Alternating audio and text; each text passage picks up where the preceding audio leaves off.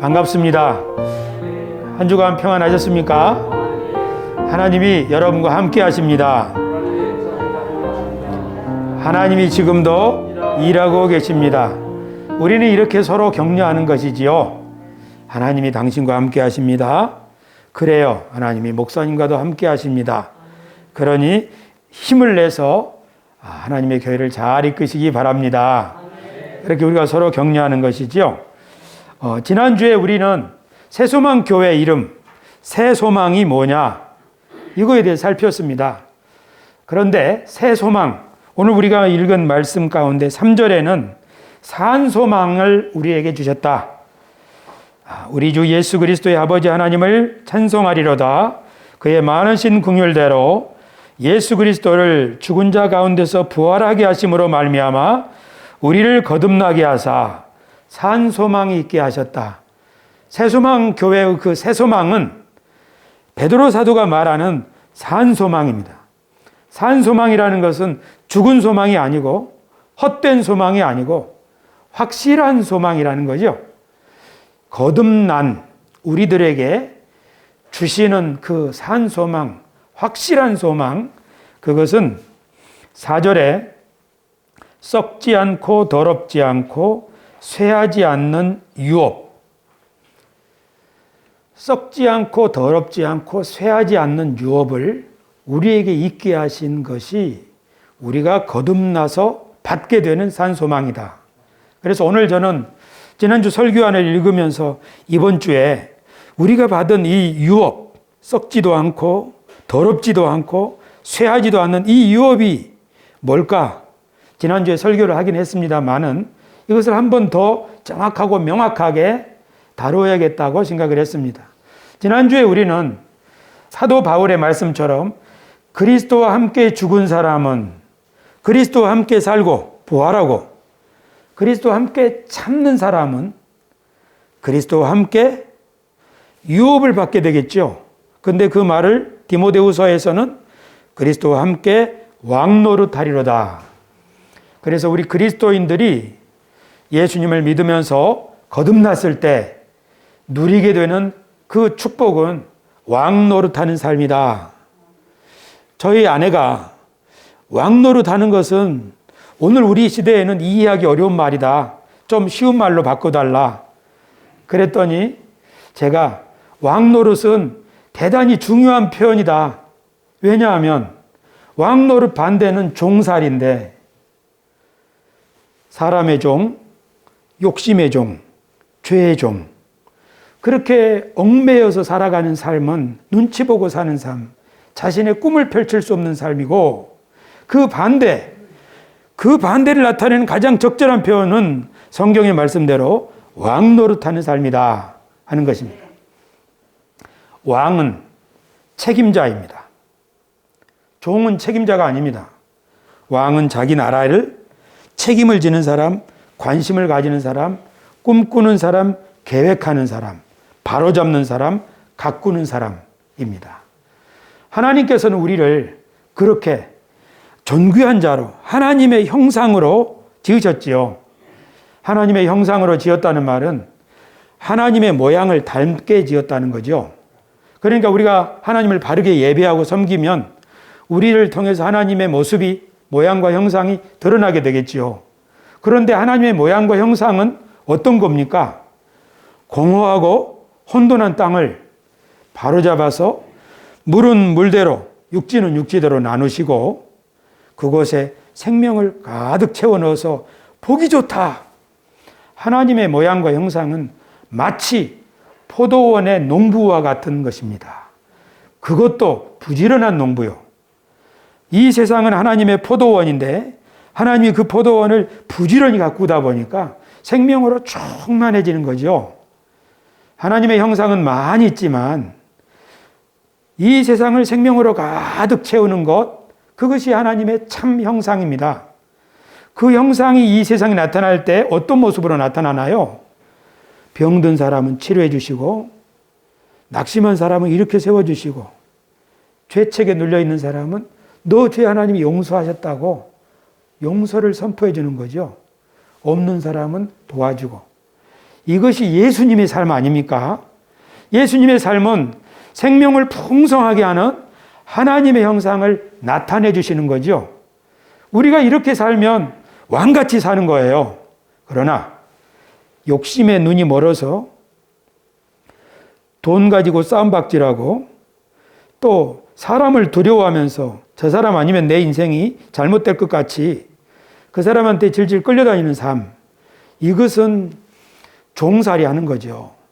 그러니까 사람이 하나님의 형상을 잃어버리면 하나님을 뵙고 하나님 안녕하세요. 오늘도 저를 인도해 주세요. 하고 주님과 더불어 살아가는 삶. 주님이 저를 주님의 자녀로 부르셨죠? 주님이 저와 함께 하시죠? 제게 주신 사업장, 가정, 제가 열심히 한번 갖고 볼 테니까 지혜 좀 주세요. 이렇게 하나님을 의지하고 살아가는 사람은 당당하고 따뜻하고 겸손한 삶 살아갑니다. 그가 가꾸는 가정, 그가 하는 모든 일에 하나님의 생명이 나타나게 될 줄 믿습니다. 이것이 거듭난 사람에게 주시는 우리 왕 같은 삶, 우리 그리스도인이 받는 소망이지요. 우리가 교회 와서 은혜 받을 때 이런 일이 일어나는 거지요. 우리가 성령의 충만함을 받을 때 바로 이런 힘을 받게 되는 것이지요. 새 소망 교회 할 때 그 새 소망은 이처럼 예수님을 통해서 새롭게 거듭나 새 사람이 되는데 그것은 종살이가 아니라 왕 같은 제사장 왕 노릇하는 삶임을 알 수 있습니다. 그러므로 우리 새소망 교회 오시는 여러분 모두 다 종살이 하지 마시고 왕 노릇하기를 진심으로 축복합니다. 그런데 우리를 새롭게 거듭나게 하시는 하나님이 어떻게 우리를 거듭나게 하셨는가? 베드로 사도는 1장 3절에서 하나님이 우리를 거듭나게 하신 방법에 대해서 말씀합니다. 1장 3절을 같이 한번 읽겠습니다. 다 같이 시작. 우리 주 예수 그리스도의 아버지 하나님을 찬송하리로다. 그의 많으신 긍휼대로 예수 그리스도를 죽은 자 가운데서 부활하게 하심으로 말미암아 우리를 거듭나게 하사 산 소망이 있게 하시며 아멘. 여기를 보시면 우리를 거듭나게 하셨는데 무엇으로 말미암아 우리 주 예수 그리스도를 죽은 자 가운데서 부활하게 하심으로 말미암아 우리가 새 사람이 되게 하셨다. 그러니까 예수님이 부활하신 그 부활을 통해서 우리들은 새 사람으로 거듭난다. 왜 그러는 거예요? 예수님이 부활하신 것과 우리들이 새 사람이 되는 것과 무슨 관련이 있죠? 관련이 있습니다. 사람은 어떤 존재인가? 사람은 참 재주도 많고 존귀한 것 같지만 알고 보면 사람은 쉽게 속아 넘어가고 쉽게 욕심에 빠지고 쉽게 다른 사람과 원수가 되고 죄의 종이 되기 쉽습니다. 사람은 그렇습니다. 그래서 모든 사람의 축복을 받고 태어난 사람도 100일 때 축복받고 생일 때마다 축복받고 모든 축복을 다 받고 가문의 기대를 다 받고 자라는 사람도 성장하다 보면 인생이 왜 이렇게 고단한가? 사람의 종, 죄의 종, 탐심의 종, 염려와 걱정의 종, 무언가에 묶여있는 삶, 그것이 인간의 모습이 아니냐라고 성경은 말씀하는 거예요. 예수님께서는 사람의 상태가 죄를 짓는 자마다 죄의 종이다, 그렇게 말씀하신 거죠. 거듭난다, 새 사람이 된다는 것은 거기에서 벗어나서 죄의 종살이가 아니라 왕노릇하는 삶, 새로운 사람으로 거듭나는 것, 다시 태어난 것, 이 거듭나는 것인데 예수님의 부활과 우리의 거듭남이 어떤 관련이 있는가? 이것을 알려면 성경을 쭉 살펴봐야 합니다. 새소망 교회는 성경 전체의 이야기를 전체를 살펴서 그 말씀의 의미를 살피는 교회입니다. 우리가 배우는 하나님의 경륜, 하나님이 이 세상을 경영해 가시는 이야기가 창세기부터 요한계시록까지 있습니다. 그 이야기를 5가지로 나누어 보면 하나님이 세상을 창조하셨고 인간이 타락을 했는데 하나님이 그 인간을 다시 회복하시고 세상을 새롭게 하려고 하나님의 대리인들을 부르시죠. 아브라함을 부르시고 그들의 자손 이스라엘을, 그리고 마침내 자기 아들 예수 그리스도를 보내셔서 12제자를 불러 모으시고 그들을 통하여 새로운 이스라엘, 새로운 아담, 새로운 피조물, 그런 교회를 불러서 교회를 통하여 하나님께서는 이 세상을 치료하기를 원하시고 교회가 열심히 수고하는 대로 우리 장로님의 기도처럼 교회를 통하여 이 나라의 가정들이, 이 나라가 사람 살기 좋은 나라가 될 줄 믿습니다. 하나님이 교회를 대리인으로 부르셔서 지금 교회를 통하여 일하시는 건데요. 우리에게 하나님의 영을 부어주셔서 일을 하시는 것이죠. 그러다가 마침내 이 세상이 끝나는 날 예수님이 오셔서 모든 어그러진 것을 바로잡으시고 우리들이 한 모든 수고가 어떤 의미가 있었는지를 밝혀 보여주시면서 새로운 세상을 만드실 때, 그때 하나님이 보시기에 좋았더라 하던 그 세상이 다시 완성되게 되는 것, 그것이 우리는 성경 전체 스토리라고 배우고 있습니다. 그런데 그 가운데 성경에 많은 이야기가 있는데 그 중에 가장 중요한 몇 개의 이야기를 고르라고 한다면 그 중에 하나는 출애굽의 이야기입니다. 출애굽은 아브라함의 자손 이스라엘 민족이 애굽에서 400년 동안 살았는데 그 동안에 종살이 하게 되었지요. 하나님이 그들을 건져내려고 모세를 보내서 그 백성을 하나님의 땅으로 인도하려는데 에집트의 왕이 이들을 못 나가게 하는 거죠. 하나님께서는 모세를 통하여 10개의 재앙을 내렸고 마침내 10번째 재앙, 그 재앙은 그 나라의 모든 맏아들이 다 죽는 죽음의 재앙을 내렸죠. 하지만 이스라엘 백성들에게는 그 죽음의 재앙에서 벗어날 수 있도록 어린 양을 잡아서 문 기둥에 바르면은 죽음의 영이 그 집은 넘어간다. 그렇게 알려주셔서 이스라엘 백성들은 10번째 재앙에서 어린 양의 피를 발라 그 장자가 죽는 재앙을 피하게 됩니다. 하지만 그 밤에 이집트 모든 가정의 장남들이 다 죽었습니다. 장남이 죽으면 얼마나 슬피 가정마다 곡소리가 나겠습니까? 이집트 전역이 곡소리가 나고 심지어 왕의 세자도 죽었어요. 이 치명적인 재앙 앞에서 이집트의 왕 파라오가 아무리 마음이 강팍하다 할지라도 두 손을 든 거죠. 빨리 내가라. 빨리 나가라. 이스라엘 백성들 빨리 나가라. 그러고 슬퍼하고 있었습니다. 이것이 출애굽 이야기입니다. 모세와 함께 이스라엘 백성들은 하나님이 놀라운 재앙을 통하여 우리를 구원하셨구나 하고 하나님의 약속의 땅으로 가고 있는 거죠. 하지만 파라오는 변심했습니다. 군대를 보내서 다시 잡아와라. 그리고 홍해 앞에서 놀라운 일이 벌어졌죠. 하나님이 홍해를 가르셨습니다.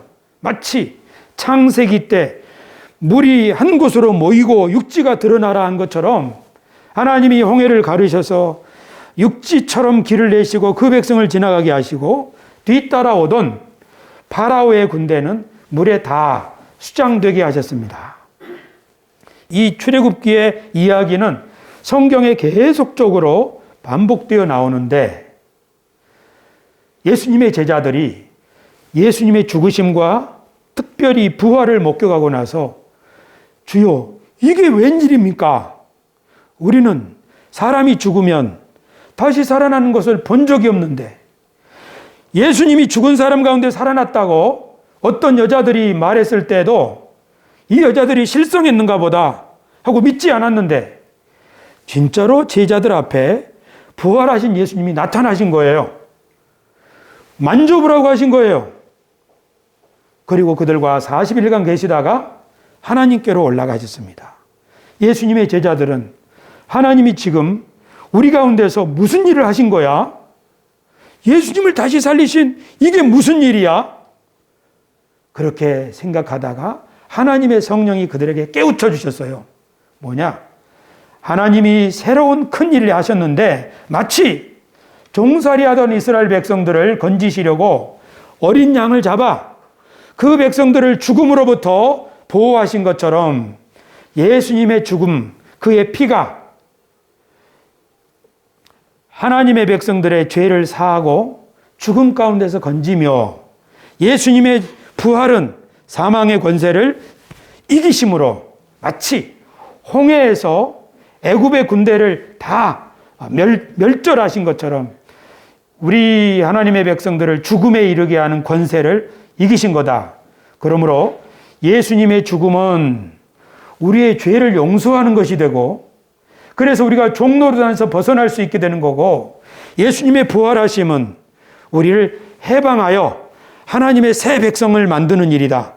아, 그렇구나. 전에 모세의 시대 때 하나님이 이스라엘 백성들을 새 백성으로 만들기 위하여 창세기의 기적을 일으키셨는데 이제 예수 그리스도를 통하여 예수님의 죽으심과 그리고 예수님을 다시 살리심, 부활하게 하심으로 말미암아 예수님을 믿고 따르는 사람들을 새 거룩한 백성 이스라엘로 삼으시는구나. 옛날에는 이스라엘 백성들이 하나님의 제사장 나라였다면 이제 예수 그리스도를 믿는 우리가 새로운 피조물로 그리고 새로운 제사장으로 거듭나서 하나님의 대업을, 하나님의 유업을 우리가 이어가는 거로구나. 그렇게 예수님의 부활을 통해서 예수님의 제자들은 죄 용서받고 하나님의 대리인이 된다는, 하나님의 제사장이 된다는, 하나님의 자녀가 된다는 것을 깨달았어요. 그래서 우리는 새로운 피조물이로구나. 이 기쁜 소식을 전해야 되겠다. 그러면서 사방에 다니면서 예수님의 죽으심과 예수님의 부활을 전했습니다. 뭔 말이죠? 하나님이 예수님을 통하여 죄를 용서하시고 그리고 우리를 새로운 피조물로 만드시어 하나님의 대업을 우리를 통하여 이루십니다. 그 이야기를 전했을 때 여기 계신 분들은 제가 이런 얘기를 해도 별로 마음에 감흥이 없어요. 그 무슨 말인지 잘 몰라요. 솔직히 말해서. 그렇죠?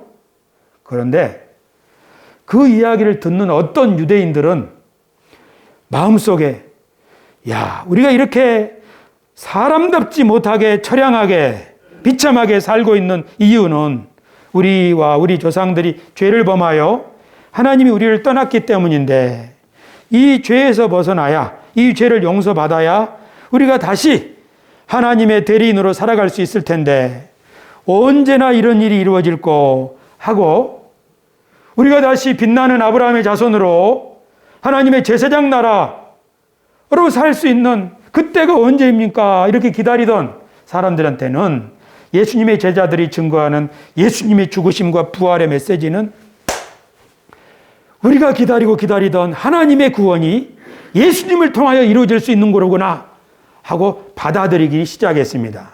그래서 이 예수님의 복음을 듣는 사람들이 마음속에 야, 하나님이 예수님을 통하여 우리를 죄 용서하시고 우리를 더 이상 비굴하게 살지 않고 빛나는 자녀로 살 수 있게 하셨구나. 그리고 우리에게 성령을 보내주셔서 우리가 기도할 때마다 다시 확신하게 하셔서 우리로 하여금 새롭게 살게 하시는구나. 우리와 함께 하시는 주님을 이 예수님의 복음을 듣는 사람들이 막 마음에 새롭게 깨닫고 확신하다 보니까 마치 사람이 새로 태어난 사람들처럼 기쁨과 희망이 충만한 공동체를 이루기 시작했습니다. 그것이 교회입니다.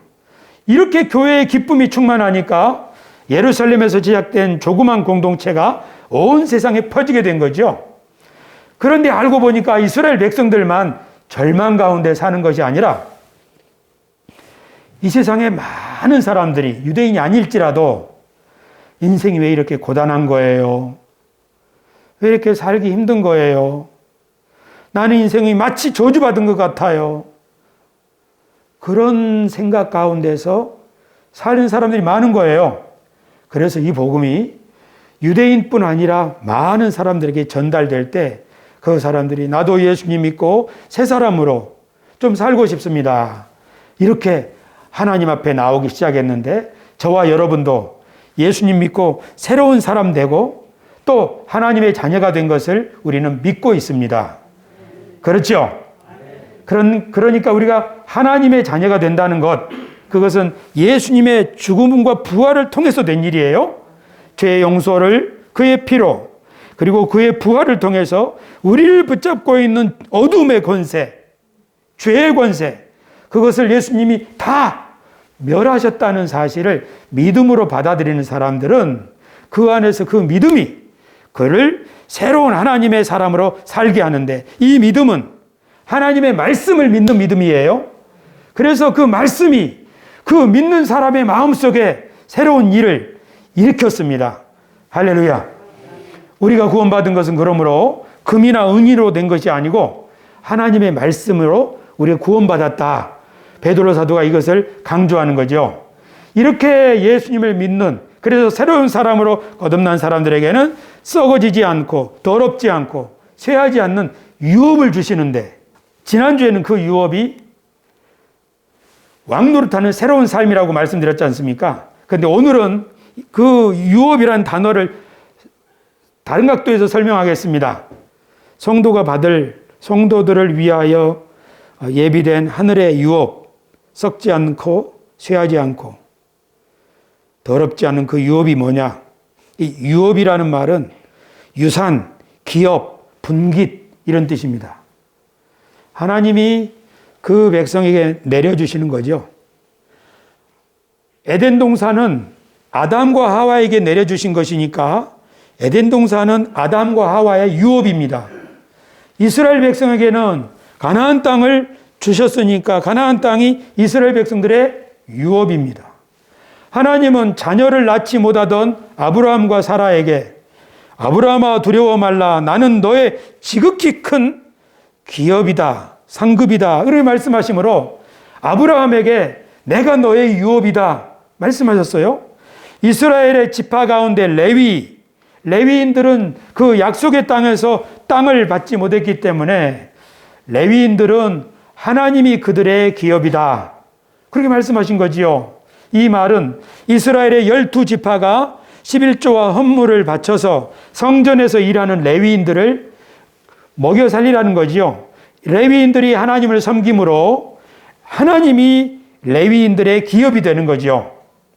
이처럼 기업이라고 하는 것, 유업이라고 하는 것은 첫 번째 의미가 하나님이 인간에게 주신 거예요. 그러니까 이 세상이 하나님 거기 때문에 이 세상 전체가 사실은 인간들이 이만큼 땅을 줄을 긋고 자기 이름으로 명의 이전하면서 이건 내 거다. 또 나라들도 이건 우리 영토고 이건 우리 영공이고 바다에 이건 우리 영해다 하고 자기 거라고 우기지만 그 전에 사실은 이 모든 것은 하나님이 인간에게 유업으로 주신 것입니다. 그렇죠? 그런데 어떤 유업은 더럽고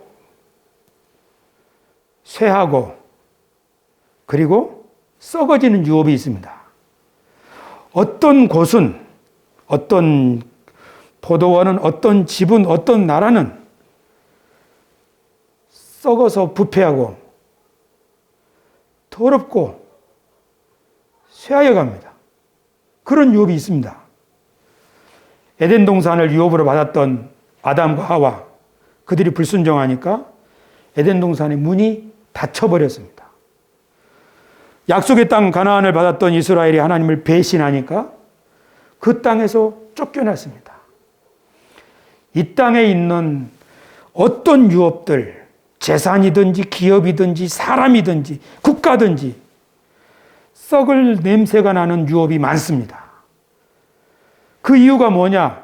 사도 요한이 말하기를 이 세상에 있는 그런 썩어질 것들은 육신의 정욕과 안목의 정욕과 이생의 자랑을 쫓기 때문이다 말합니다. 육신의 정욕은 썩어질 것입니다. 안목의 정욕은 추하게 될 수도 있습니다. 이생의 자랑은 아무리 큰 권세와 명예를 가졌더라도 하나님을 등지는 순간 그의 삶과 함께 쓰러져 가게 될 것입니다. 그러나 썩지 않고 추하지 않고 쇠하지 않는 유업이 있습니다.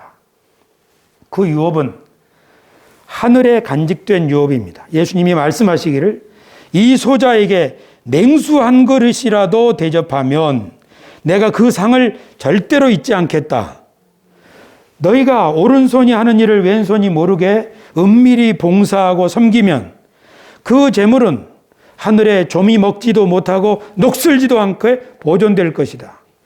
그러니까 어떤 재산은, 어떤 명성은 추하고 부패하고 썩어지게 되지만 어떤 선행은 영원히 썩지 않고 보존이 된다는 것이지요. 그래서 우리는 유업이 두 가지가 있다는 걸 알 수 있습니다.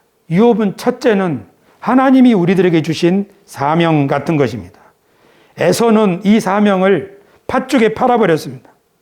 하나님이 나에게 뭘 주시겠어? 내 힘을 믿고 살아야지. 그러나 야곱은 하나님이 주시는 유업을 소망했습니다. 나는 하나님의 유업을 받을 거야. 그 유업이 아브라함에서 이삭으로, 이삭에서 야곱으로, 야곱에서 12아들로, 그리고 많은 하나님의 종들이, 하나님의 백성들이 나는 하나님이 주신 유업을 받을 거야. 내 인생에 하나님의 계획이 있을 거야. 나는 그 뜻을 펼쳐나갈 거야. 이렇게 썩지 않을 유업을 받은 사람도 있고 자기 이름을 내기 위하여 온갖 노력을 하고 밤새도록 수고하는 그런 유업들도 있습니다. 이것은 헛되다고 말씀하셨고 썩어질 것들입니다. 사람을 살리지 못하고 도리어 사람을 죽게 만드는데 이 세상에 있는 모든 그런 탐심과 욕심과 이런 것들이 만들어내는 기업이 아무리 휘황찬란하더라도 거기에는 생명이 없지요. 아침 안개처럼 금방 쓰러지고 말 것입니다.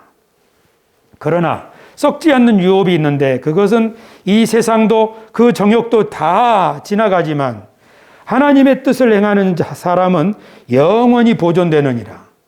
하나님의 뜻을 행하는 사람. 그것이 우리들을 위하여 마련된 두 번째 유업입니다. 그러니까 유업은 사명의 유업이 하나 있고 또 두 번째 유업은 상급의 유업이 있습니다. 사명의 유업은 우리가 맡은 가정이고 자식은 여호와의 주신 기업이요. 그래서 가정을 하나님의 뜻대로 잘 관리하는 사람, 하나님 앞에 귀한이라는 것이지요. 우리의 일터도 내게 줄로 지어진 구역은 아름다운 것에 있으며 나의 기업이 실로 아름답도다. 우리 교회가 실로 아름답도다. 우리 가정이 실로 아름답도다. 내가 하는 일이 실로 아름답도다. 교우 여러분, 사람이 제일 불행한 것은 자기 집을 추하게 생각하고 자기 자신을 못난이라고 생각하고 자기가 하는 일을 별스럽지 않은 거라고 생각하는 사람이에요. 우리가 살다 보면 그럴 수 있어요. 왜? 저 사람과 나를 비교해 보니까 그렇죠. 그러나 우리 믿음의 눈이 열리면 하나님이 나를 대리인으로 부르시고 나에게 이 좋은 것을 맡기셨구나.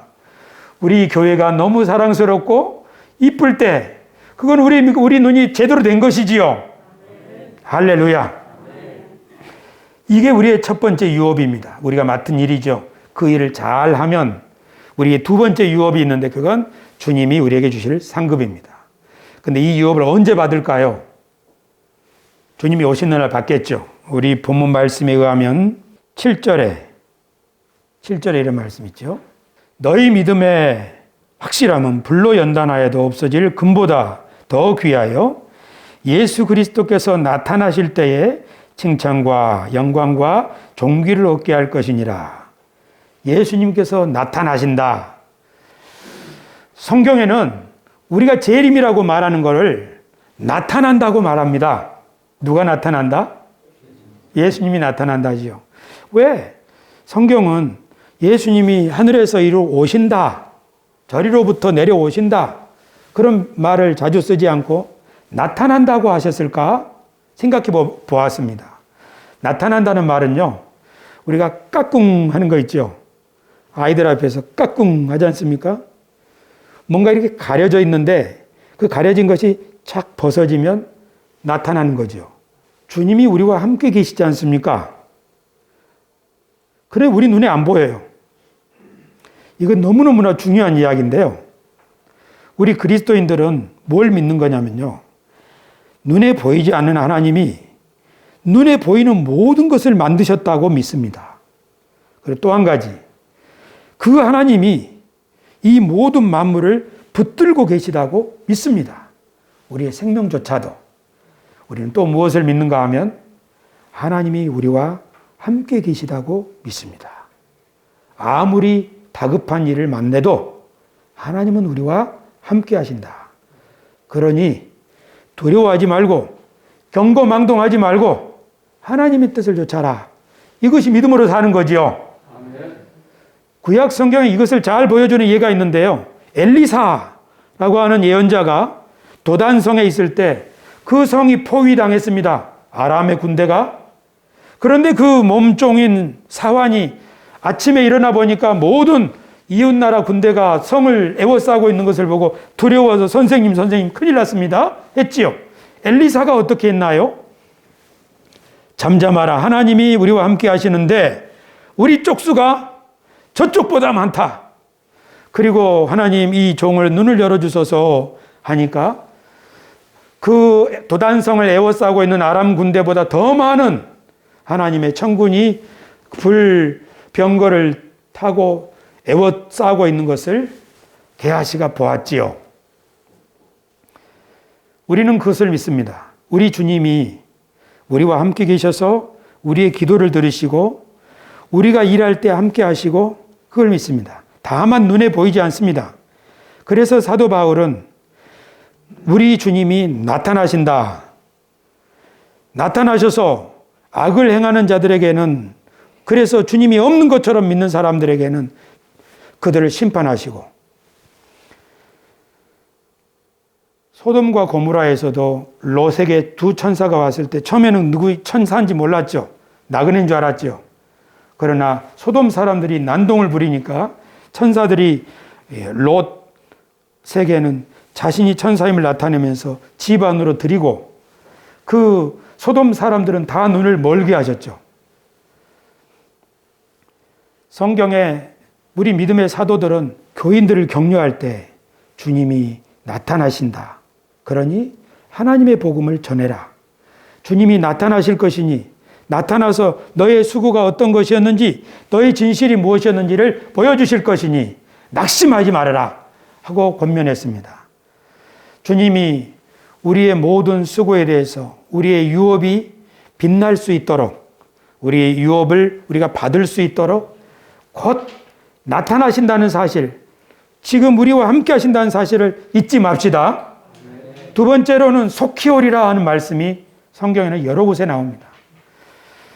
제가 2년 전에 인자가 속히 오리라 이런 주제로 설교를 했기 때문에 설교안을 참조해 주시면 되는데요. 겨우 여러분들께 이 말씀 좀 드리고 싶습니다. 우리 구약시대에 보면 성막이 나오는데요. 하나님의 백성들이 진을 치는 곳에 성막이 먼저 자리를 잡지요. 거기에 이렇게 말씀이 되어 있습니다. 궤가 언약궤지요. 궤가 떠날 때엔 모세가 말하되 이렇게 외치는 거죠. 여호와여 일어나사 주의 대적들을 흩으시고 주를 미워하는 자가 주 앞에서 도망하게 하소서. 그렇게 기도하고 성막을 접어서 이제 옮기는 거죠. 그러다 하나님이 여기다 진을 쳐라 하면 거기에 멈춰서서 다시 성막을 치고 지성소에 이렇게 언약궤를 올려놓고 그렇게 하게 되는 것이죠. 근데 그때 모세는 뭐라고 기도해요? 여호와여 이스라엘 종족들에게로 돌아오소서. 하나님의 백성들은 일하러 가기 전에 하나님 저를 가로막는 악한 세력들을 다 흩어버리시고 저의 길을 예비해 주십시오. 그리고 일하는 자리에서는 하나님 저에게로 돌아오셔서 나와 함께 하사 이 일을 잘 이루게 해 주십시오. 이렇게 우리들은 하나님께 기도하는 사람들입니다. 우리 그리스도인들은 이렇게 사는 거예요. 하나님 내 앞길을 가로막는 악한 세력을 흩어버려 주시고 주님 빨리 오셔서 나와 함께하여 주십시오. 성경에 인자가 속히 오리라 그렇게 말씀이 나와 있는 이유는 우리들한테 그렇게 말하는 거예요. 너가 선을 행하고 있는데, 너가 믿음을 지키고 있는데, 너가 기도하고 있는데 지금 힘들 것이다. 지금 포기하고 싶을 것이다. 그러나 주님이 속히 오실 것이니까 걱정 마라. 이 속히 오신다는 말은 코로나를 떨쳐버리게 한다는 뜻이기도 하고, 우리를 실패에서 벗어나게 하신다는 뜻이기도 하고, 우리의 수고가 열매를 맺을 수 있도록 하나님이 역사하신다는 뜻이기도 하다는 걸 믿으시기 바랍니다. 그냥 먼 훗날 있을 재림에 관한 이야기일 뿐 아니라, 왜 성경에 속히 오리라 이 말씀이 있느냐 하면 다 성막과 관련되어 있는 이야기입니다. 그러니 우리들이 그런 믿음을 가져야 합니다. 사실 주님이 언제 다시 오실는지 그건 아무도 아는 사람이 없으니까 그건 우리 알 바 아니에요. 그러나 주님이 속히 오리라 말씀하셨으니까 그건 기도해야 돼요. 주님. 그래서 간밤에 저희 아내가 그러면 우리 주님이 속히 오신다고 했는데 우리 청년들을 위해서 기도합시다. 청년들의 믿음을 하나님이 속히 회복시켜 주신다고 했는데 어떻게 회복시켜 주시나? 기도합시다 그러는 거예요. 잘했다. 그 말이 맞다 하는 거죠. 연세대학교는 원래 연희 전문 대학과 세브란스 의과대학이 합쳐진 말입니다. 연희 대학교, 세브란스 의과대학, 연세대학교가 그렇게 된 거죠. 우리나라의 세브란스 병원은 고종시대 때 그 제중원, 백성들의 병을 치료하는 기관이었죠. 그 제중원을 선교사들, 언더우드 선교사님을 중심으로 선교사들이 인수를 했어요. 하지만 국가에서 재정 지원을 하지 않으니까 미국에 가서 조선에 병원이 있는데 운영할 수 있는 기금이 부족합니다. 건물을 지어야 되는데 해서 그 가운데 자선가 중에 한 사람 세브란스가 우리 조선의 선교사들에게 큰 헌금을 한 거예요. 그래서 그 세브란스 병원을 지었어요. 그리고 선교사들이 이것을 세브란스 병원이라고 한 거죠. 연세대학교가 세브란스 병원이 앞으로 더 점점 번창하면 번창할수록 세브란스라는 사람의 이름도 빛나게 되는 것이지요. 이 이름은 쇠하지 않는, 썩어지지 않는 아름다운 이름이 되는 것이죠. 우리들도 마찬가지예요. 우리들의 과거, 못 살고, 더 과거, 전쟁으로 폐허되고, 더 과거, 국가도 없던 시절에, 식민지 시절에, 더 좋은 세상을 위해서 헌신한 사람들의, 우리 선배들의 노력으로 이렇게 부강한 나라가 되었습니다.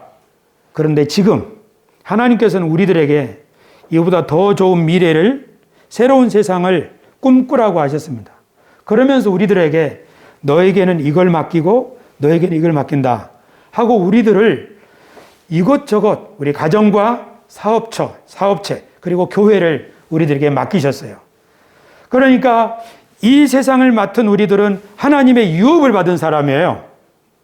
그러나 어떤 사람들은 그저 유산을 받은 사람입니다. 부모의 유산이든 아니면 조상의 유산이든 이런 유산들은 하나님의 뜻과 상관없이 개인적인 뜻을 위해서 소비될 때마다 부패할 수 있고 더럽게 될 수도 있고 쇠할 수 있습니다.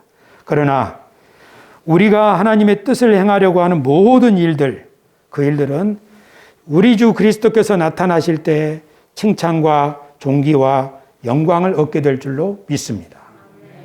교우 여러분, 여러분의 가정은 하나님께서 너무너무나 좋은 것들로 채워주시려고 여러분을 부르셨고 저를 부르셨습니다.